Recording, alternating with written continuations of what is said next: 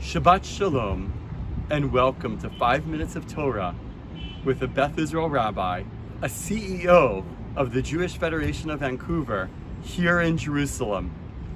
This coming Shabbat, we read Parshat Pinchas. This Parsha comes on the heels of last week's Torah portion, when Pinchas arrested a plague and the death of tens of thousands of Jews who were engaging in averot, in sin. Through an act of violence and zealotry, Pinchas is able to bring the people back in line and arrest a plague that is sweeping through the people. In today's Torah portion, we are told that God gives Pinchas an award, a gift of Brit Shalom, of a covenant of peace for his act. It seems to make no sense. Why should someone who has acted in zealotry and violence receive a gift of peace? It's absurd. But maybe the message here is simple, that even after acts of violence, peace is possible. We've heard a lot about terrible acts of violence here in Israel, in the Middle East in general.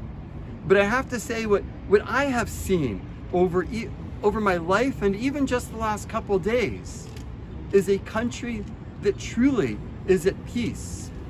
My family and I, on Sunday, were traveling in the northern part of the country. We went to a national park called Ganesh Losha with beautiful pools. It just so happened that we were there on a day of a major Muslim holiday. The park was full of Arab Israelis having a splendid, wonderful time.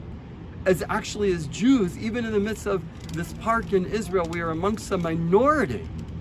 But it was clear that we were so well received, with people actually even offering to bring us to their house as their guests.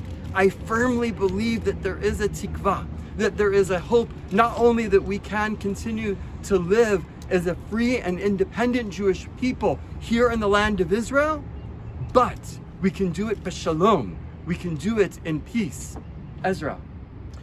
You know, I think that what you're touching on is something that I had the chance to really explore during my trip here in Israel. Just often in the distance, you can't see it on the camera, kind of going towards the stadium where Maccabi will be having their opening ceremonies in just a few days, with many of our young people from in Vancouver coming to play the amazing sports, and Karen James, our past board chair of the Federation, marching out as a former Olympian. In the shadow of that stadium is a place that is truly miraculous.